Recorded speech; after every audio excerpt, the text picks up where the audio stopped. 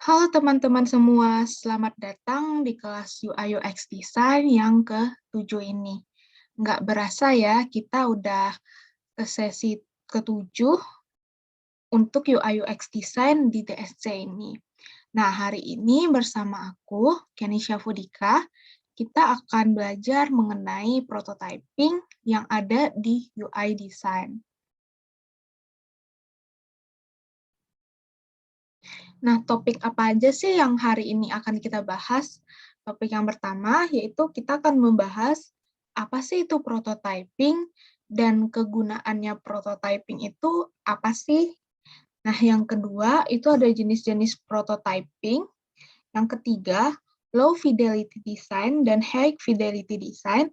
Yang keempat, kita akan praktek langsung untuk prototyping ini di Figma.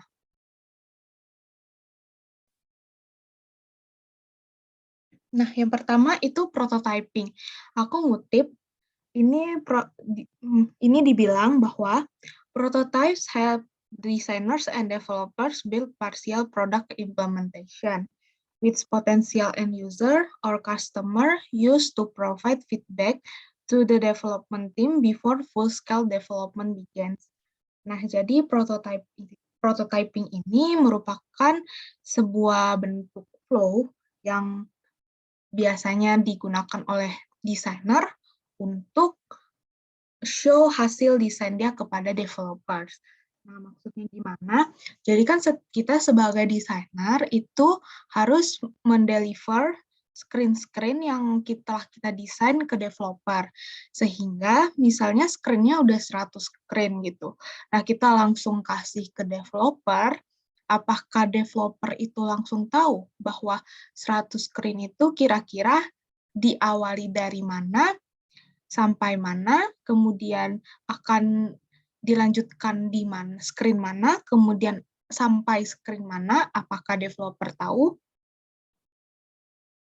Nah, jawabannya tidak semua developer itu tahu apa yang telah kita desain dan juga bagaimana jalan aplikasi tersebut, maksudnya flow aplikasi tersebut. Nah, maka dari itu prototyping ini sangat membantu para developer tidak usah lagi bertanya kepada desainer bagaimana sih flow-nya, dari screen mana sih sampai screen mana sih akan berjalan.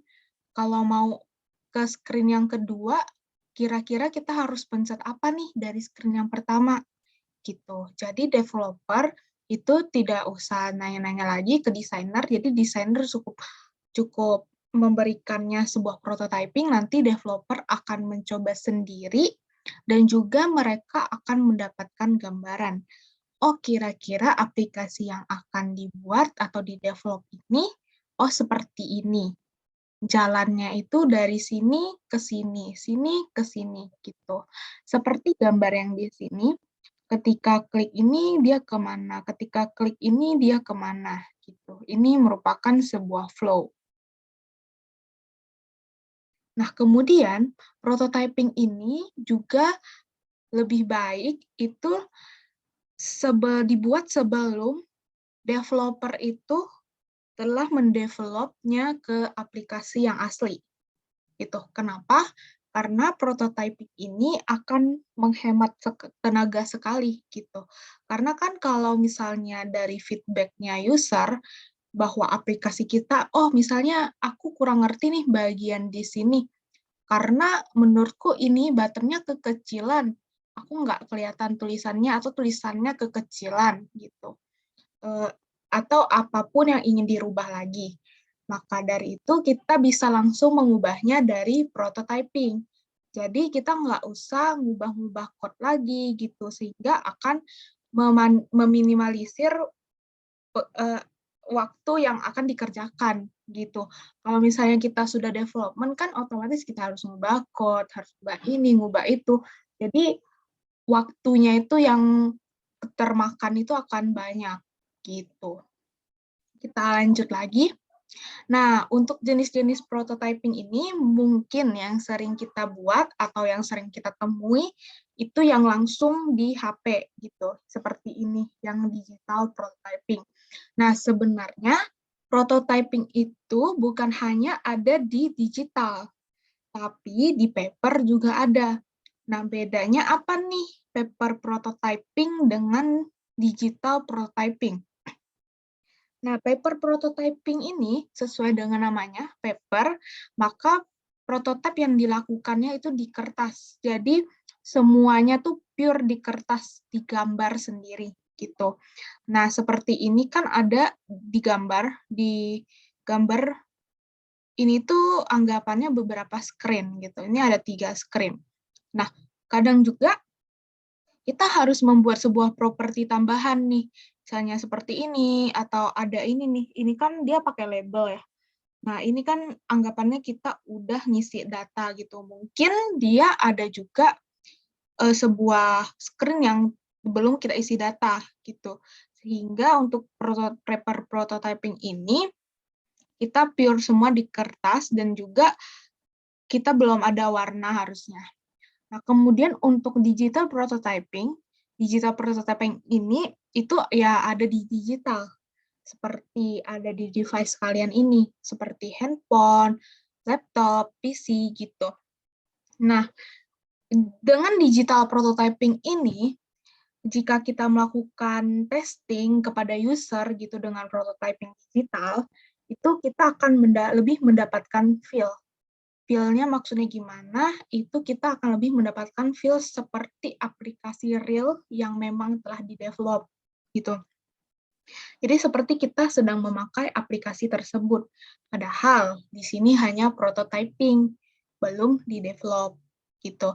Nah, oh ya, untuk prototyping ini, kita bisa melakukannya di beberapa tools, tetapi yang paling memungkinkan sekarang kita menggunakan Figma, sehingga nanti kita akan demo atau kita akan coba prototype ini di Figma, gitu. Aku lanjut dulu. Nah, ini the goals of prototyping. Nah, apa sih tujuan dari sebuah prototype? Gitu. Nah, tujuannya itu mendapatkan feedback dari potensial user. Nah, gimana nih mendapatkan feedback dari potensial user? Nah, prototyping ini, selain kita gunakan untuk deliver ke developer, nah kita juga menggunakan prototyping ini untuk testing. Nah, kenapa kita harus melakukan testing?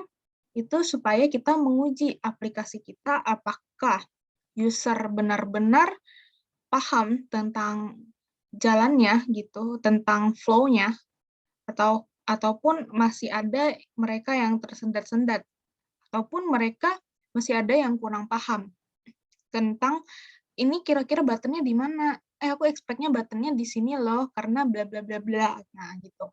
Nah, itu kita bisa jadikan feedback dan bisa kita pikirkan ulang lagi. Tetapi tidak semua feedback yang dari user harus kita dengarkan atau harus kita ubah nih di desain kita supaya lebih bagus. Nah, itu tidak semua ya, karena kita harus mempertimbangkan beberapa pertimbangan terlebih dahulu.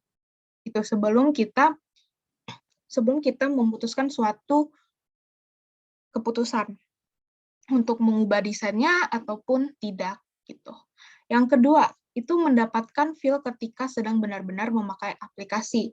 Ini itu di digital prototyping, karena digital prototyping itu kita sudah memang mewarnai semua desain kita atau semua screen kita, terus juga kita udah kasih ilustrasinya kira-kira apa, gambarnya mau gambar apa gitu, sehingga siapapun yang memakai prototipe, yang mencoba prototyping tersebut akan merasakan feel, oh kita nih benar-benar pakai aplikasi ini nih gitu. Jadi hal ini juga lebih akan mendapatkan feedback yang lebih banyak harusnya daripada potensial user. Nah, yang ketiga itu menemukan usability issues. Yang keempat, evaluasi biaya sebenarnya yang akan dikeluarkan sebuah produk. Yang kelima itu menghemat waktu dan efisien. Karena tadi, jika kita code terlebih dahulu atau kita develop terlebih dahulu menjadi aplikasi asli, baru nanti kita coba, kita testing prototype ini kepada user, maka nanti misalnya kita dapat feedback, ternyata feedback itu kita ingin implementasikan ke dalam screen kita atau ke dalam desain kita. Nah, itu tuh bakal memakan banyak waktu banget karena kita harus ngotak-ngatik code-nya lagi gitu. Kalau sedangkan prototyping ini, kita hanya tinggal mengubah aja gitu. Mungkin kita next dulu. Nah, sekarang kita masuk ke low fidelity prototype. Apa sih low fidelity prototype? Nah, low fidelity prototype ini merupakan sebuah prototipe yang belum mempunyai warna, jadi pure hitam putih, juga belum mempunyai gambar, juga belum mempunyai ilustrasi gitu. Jadi dia hanya penyusunan layout-layoutnya aja. Kira-kira layoutnya itu bagusnya di mana gitu. Itu low fidelity prototype. Kemudian setelah low, ada juga yang namanya high fidelity prototype. Nah, high fidelity prototype ini apa sih? High fidelity prototype ini merupakan tingkatan lebih ya daripada low fidelity prototype. Karena di high fidelity prototype udah ada warna, terus kita juga udah ngatur kira-kira fontnya itu berapa, size-nya, atau mau bold, atau medium, gitu. Juga kita udah ngatur warnanya, ngatur gambarnya, terus ngatur ilustrasinya, kira-kira akan gimana sih gitu dari aplikasi kita.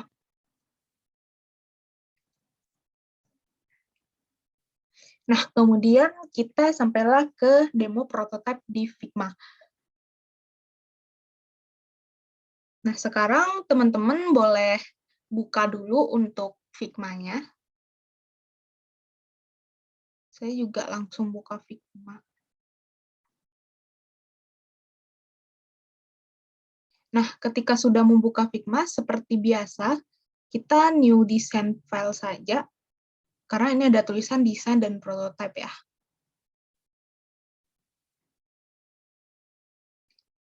Nah, kemudian akan tertampil seperti ini. Mungkin kita bisa mengubah judulnya dulu dari untitled, kita ubah jadi prototype test DSC. Nah, mungkin aku akan sedikit ngulang untuk tools-toolsnya kembali. Nah, di sini tuh ada layers, di mana layers ini merupakan layer dari screen-screen atau dari bidang-bidang yang akan kalian buat. Kemudian sini ada aset, sini ada page-nya. Kalian bisa menambahkan page di sini. Gitu. Nah, kemudian di sini ada move tool. Di sini ada frame. Nah, frame ini yang kita gunakan jika kita klik di sini, ini ada font. Ini banyak banget tipe-tipe iPhone. Ada tablet juga, ada desktop, presentation, dan masih banyak lainnya. Kemudian kita coba pakai font 13 mini dah. 13 mini. Nah, kalau misalkan kita nggak ada size yang sama di sini gimana? Nah, itu kita bisa klik si frame ini, kemudian kita klik aja, klik kiri, ditahan, di drag. Nah, ini dia akan terbuat sendiri. Kemudian kita bisa adjust width dan height-nya di sini. Misalnya sini 800, kemudian di sini 1000. Nah, gitu. Nah, mungkin di page ini kita bisa ganti nama juga. Tinggal klik 2 kali, terus kita ubah jadi prototype. Nah, kemudian di iPhone 13 mini ini, di sini ya, kita bisa klik 2 kali di sini, atau bisa klik 2 kali di sini. Ini tinggal kita kasih namanya prototype screen 1. Nah, perlu diketahui juga untuk membuat sebuah prototype ini tidak cukup untuk menggunakan satu screen saja. Jadi minimal menggunakan 2 screen untuk prototype. Gitu. Nah, di sini kita coba buat sesuatu, misalnya kita buat button aja dah di sini. Untuk tadi itu shortcut-nya T ya, untuk klik tulisan. Sini misalnya button. Kita jangan button deh, klik me. Kemudian kita besarkan tulisannya. Untuk besarkan tulisannya ada di sini ya, di teks.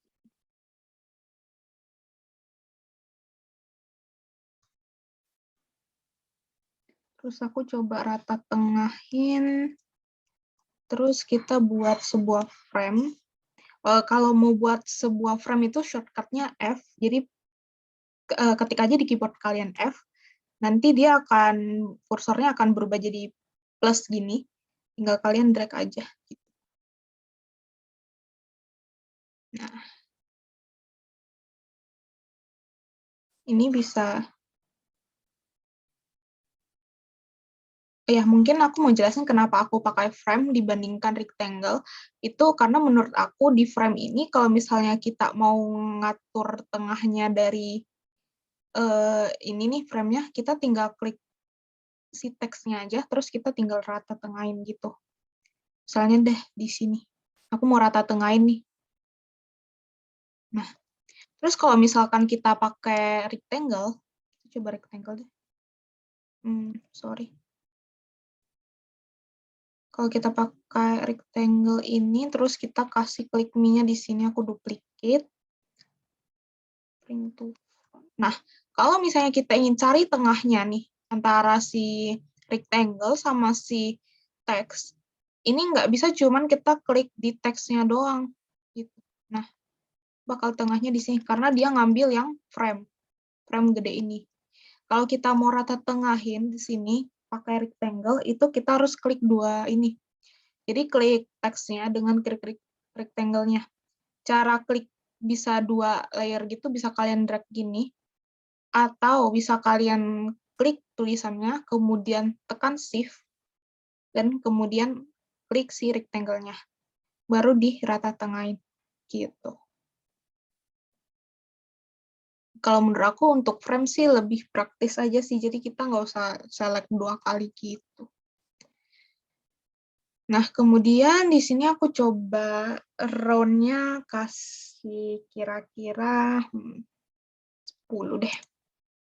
Kemudian kita kasih fill, kita kasih warna. Karena yang nggak kelihatan, aku mau kasih warna putih. Nah, kemudian kalau keuntungan kita pakai si frame ini, kalau kita mau ngubah, oh ini kira-kira aku mau ke bawahin gitu kan. Nah, kita tinggal klik frame-nya, kemudian kita tinggal ke bawahin aja.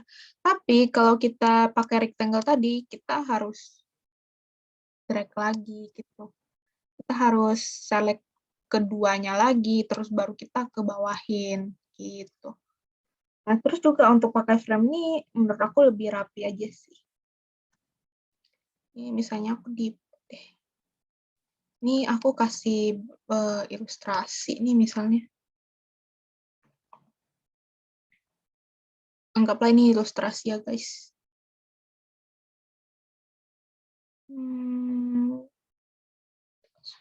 Stroke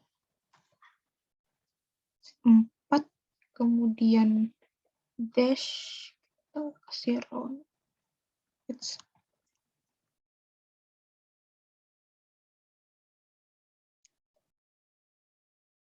Oh.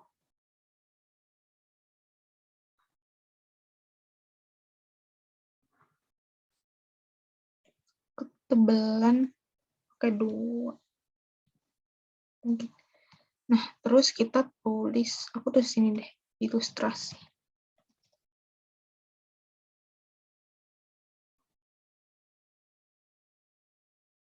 Terus aku grup ilustrasi.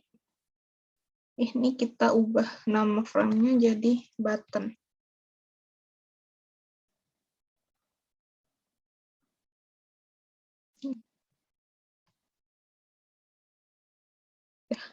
Nah, kemudian screen yang kedua, aku duplikat aja. Kalau duplikat itu Ctrl D.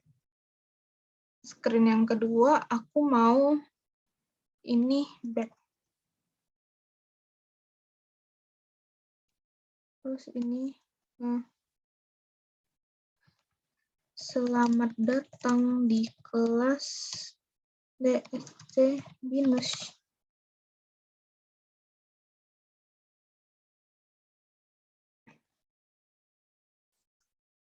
Ini aku coba kecilin.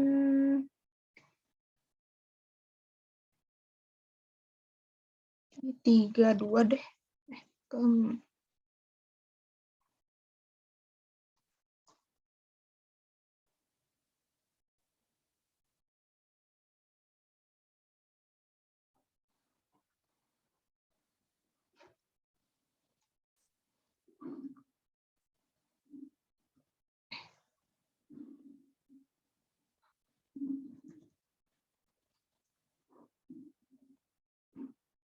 Nah, misalnya kita mau buat 2 screen ini, kita mau nyambungin nih. Kalau misalkan kita klik ini, dia bakal ke sini. Tapi kalau misalkan kita klik back, itu dia bakal ke prototype screen 1 lagi. Nah, gimana sih itu caranya? Nah, caranya itu yang pertama, kalau di sini kita lihat, itu kan ada design, prototype, sama inspect. Nah, di sini karena kita ingin membuat prototype, kita klik aja di tab prototype yang ada di sini. Nah, udah kita tap, device-nya itu boleh kita ubah mau berapa aja, sesuaikan dengan si screen yang telah kita buat. Itu. Karena tadi kita buat pakai iPhone 13 mini, maka kita pakai iPhone 13 mini. Kemudian di sini ada orientasinya, kita bisa vertikal atau horizontal. Nah, ini untuk preview-nya, preview HP-nya doang. Nah, untuk model, ya untuk ganti-ganti warnanya deh. Saya mau model pink aja. Kemudian background-nya juga bisa diganti warnanya, mau warna apa. Coba ganti warna.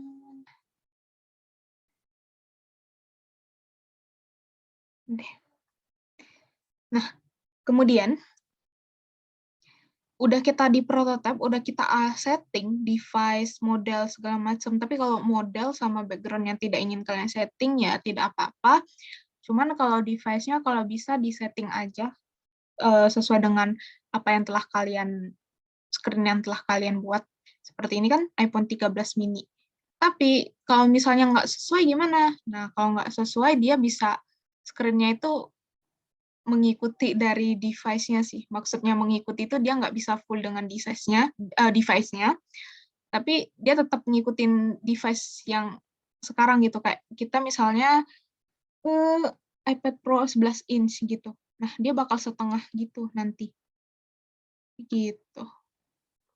Dia nggak akan full gitu, jadi dia tidak responsif. Nah, udah kita ke prototype, kita mau prototype. Kan tadi klik me ke sini, terus back ke sini, gitu kan. Jadi kita tinggal klik aja yang button klik me ini. Nah, kemudian kalau kita lihat ini, di sini, itu ada buletan kecil, dan kalau kita hover, ini akan ada plus. Nah, ini kita hover, kemudian kita klik kiri, kemudian kita tarik, kita drag aja ke sini. Nah, ini bakal ada sebuah panah, itu artinya flow-nya. Ketika kita pencet button klik me, dia ke mana, gitu. Nah, kemudian ada interaction detailnya. Untuk interaction detail ini itu cukup banyak. Ini ada on tap, on drag, while hovering, while pressing, dan banyak macam lainnya. Ini juga ada banyak navigate to atau open overlay, swap overlay, dan lain-lain. Cuman kita pakai navigate to karena kita ingin klik ini, dia bakal ke sini. Gitu. Kemudian juga ini ada animation-nya, ada instant, dissolve, atau smart animate, atau move in, gitu. Ini kita bisa lihat interaksinya di sini ya guys. Kemudian di sini juga bisa kita ganti nih untuk ininya. Oh, kita bakal coba yang dissolve dulu deh. Kalau instan kan instan. Gitu. Nah, ini kita coba ganti jadi 500 second. Nah, kemudian karena kita udah klik ke sini, terus back mau ke sini kan. Jadi lakukan hal yang sama. Kemudian cara previewnya gimana? Oh ya, ini ada flow 1, ini bisa kalian ganti misalnya prototype 1. Nah, kemudian kita di sini present. Kita klik aja.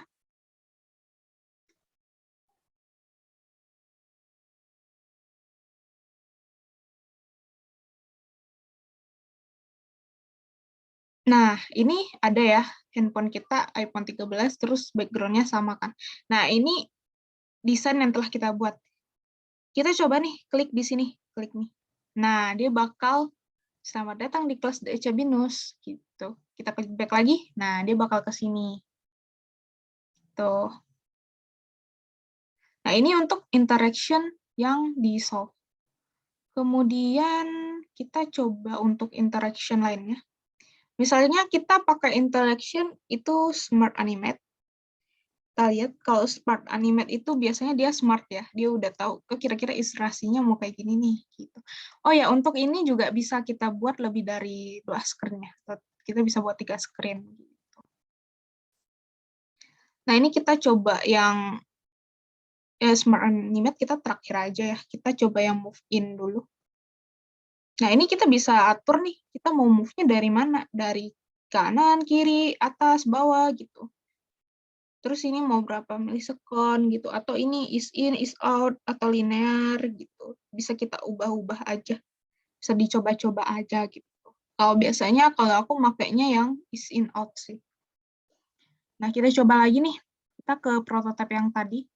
Nah, kemudian kita refresh dulu ya. Kalau untuk refresh di screen prototype ini, kita pencet aja di keyboard kalian R. Maka dia akan refresh.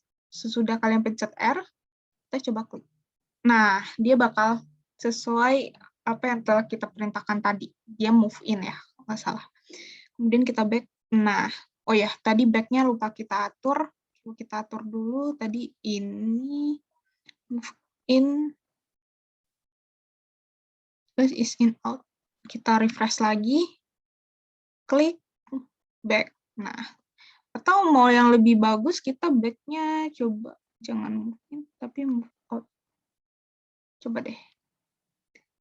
Nah, bentar. Coba dari sini klik me. Nah, jadi agak kita klik sini. Oh ya, untuk screen-nya ini boleh bebas ya untuk interaction-nya. Jadi nggak harus sama. Mereka boleh beda gitu. Untuk ini sama ini tadi. Nah, ini dari sini nih. Nah, itu untuk move out sama move in. Kalau push ya dia nge-push. Coba ya. Nah, ini karena push-nya dari sini tadi. Nah, begitu juga dengan slide in atau slide out, dia bakal seperti ini. Nah, kita coba deh slide in, slide out. Di sini kita di slide in. Nah, coba refresh dulu. Nah, dia bakal seperti ini. Di ini bebas kalian mau mengaturnya bagaimana, gitu.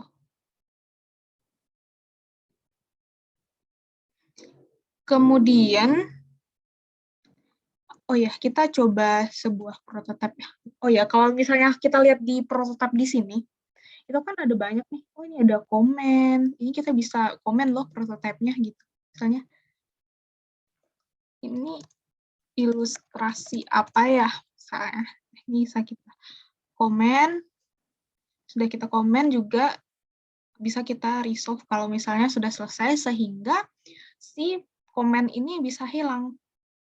Nah, kalau hilang kan biar tidak ini ya, tidak menyakitkan mata gitu, kok ada komen gitu. Masih ada komen, padahal kita udah resolve gitu. Nah, di sini itu ada, sebentar, di sini itu ada tab flow-nya. Jadi di sini kita bisa membuat banyak flow loh di Figma ini, gitu. Nah, ini flow 1, nanti kita bakal coba buat untuk flow 2 dan 3-nya mungkin, gitu. Nah, kemudian sesudah ini, sini masih ini, maaf. Kita coba ulang lagi. Kalau pencet Figma tadi, dia bakal kembali ke Situ. Nah, kemudian di sini ada share prototype. Kalau misalkan kalian mau share, ini bisa pakai email atau anyone with the link, atau copy link aja, dan nanti tinggal kasih ke teman kalian. Jadi teman kalian bisa langsung liatin prototype kalian, atau kalian bisa kasih ke developer. Jadi developer bisa juga langsung lihat kira-kira flow-nya gimana, prototype kalian tuh gimana, gitu. Nah, kemudian di sini ada option, di mana kalian bisa ubah-ubah aja, ini actual size, bisa ubah jadi actual size gitu. Atau kita mau ubah jadi fill screen atau fit to screen. Biasanya aku di fit to screen sih, biar lebih kelihatan aja karena dia fit dengan screen kita gitu. Oke, nah udah ini kita coba buat prototipe lagi ya. Kali ini kita buat yang agak advance sedikit. Ini kita hapus. Oh ya, ini bisa kita hapus ya. Kita tinggal klik si panah-panah ini, kemudian delete. Klik panahnya, delete. Nah, karena ini aku mau buat yang baru, jadi kita hapus dulu. Nah, sekarang kita buat ini nih. Oh ya, kalau mau buat desainnya lagi, itu kita jangan di tab prototype ya, tapi kita ke tab desain lagi. Kalau mau buat desain baru atau mau revisi atau mau ngapain gitu. Nah, di sini aku mau buat rectangle. Maksudnya mau buat bulatan di sini, di tengah. Tapi aku maunya kayak fade gitu, fade in gitu kan. Dia dari nggak ada, tiba-tiba muncul nih gitu. Nah, di sini bisa kita opacity-nya kita nolin dulu.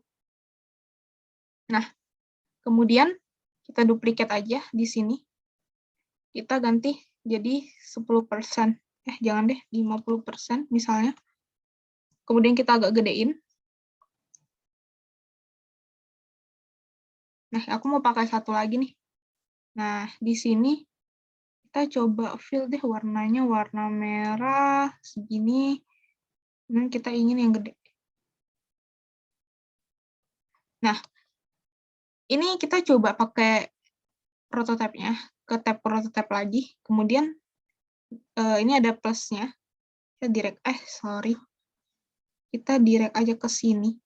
Nah, karena ini kan kita maunya nggak ada klik-klikan ya, jadi dia langsung aja dari nggak ada tiba-tiba muncul dikit, tiba-tiba gede banget gitu ke screen 3.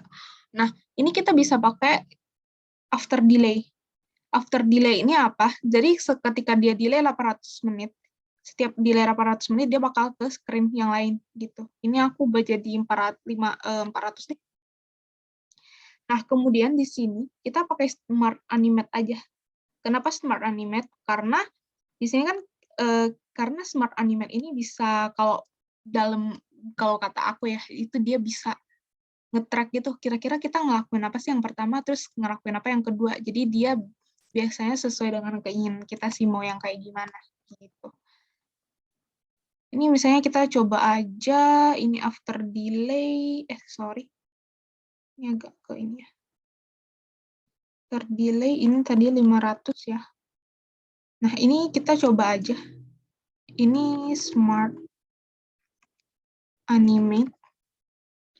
Nah, ini kita langsung coba aja di prototype ini. Kita langsung klik ini.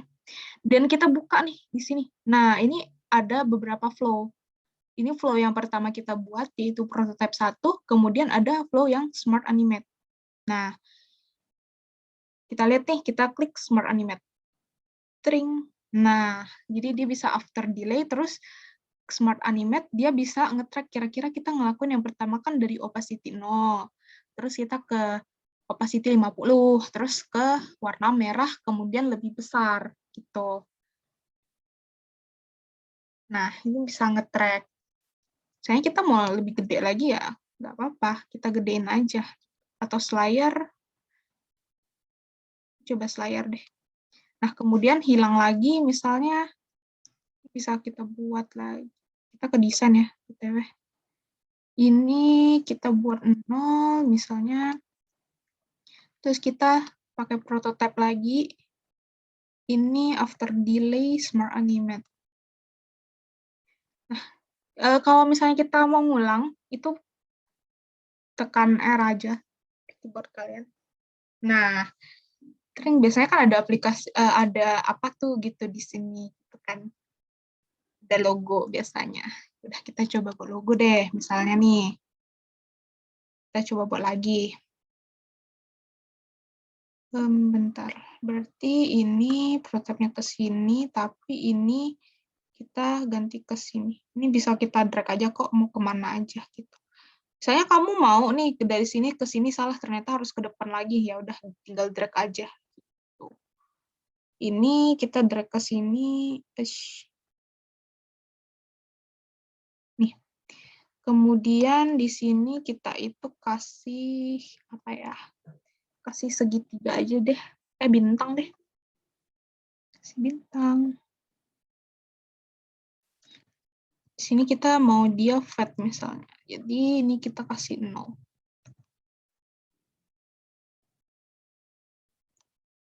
Udah. Kemudian kita coba di prototype lagi, klik R. Oke, tidak muncul, sepertinya ada sedikit kesalahan. Oh ya, karena tadi ini on track ya, harusnya dia after delay. Delay 500 milisecond, terus ini harusnya after delay juga. Dia karena, jangan lupa ya di ini diganti jadi after delay, itu karena dia defaultnya itu on tap. Nah, gitu. Ini coba 500 deh. Kita klik R lagi.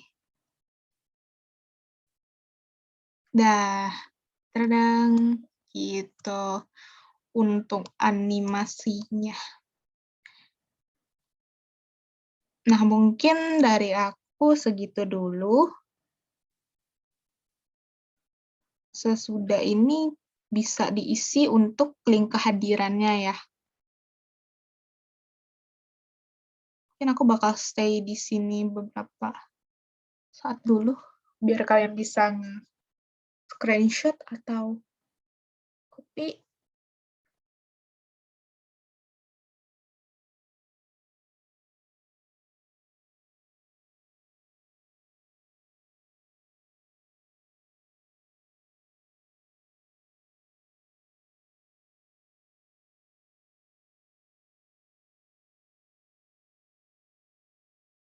BTW untuk link kehadirannya jangan lupa diisi ya.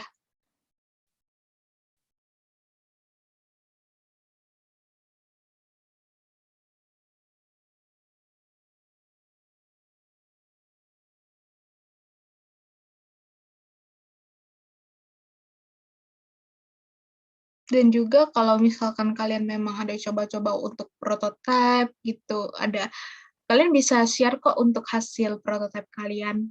Itu bisa kalian share di ini ya. Kan ada beberapa pertanyaan kan biasanya di terakhir di link kehadiran ini. Nah, itu bisa kalian cantumin aja link prototipenya. Nanti aku bakal lihat kok. Dan mungkin bakal aku komen juga gitu.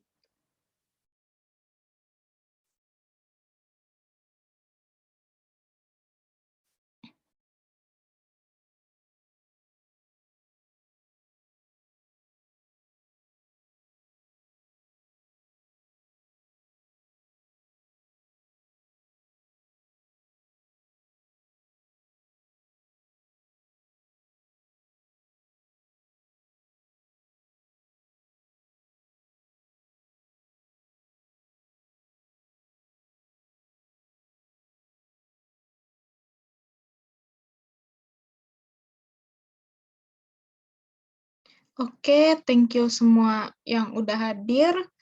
Aku mohon maaf kalau misalkan ada kata-kata yang salah ataupun ada demo yang kurang, mungkin kalian bisa tanyain melalui kolom komentar ataupun bisa chat, private chat atau di grup ya. Thank you semua yang udah hadir. See you.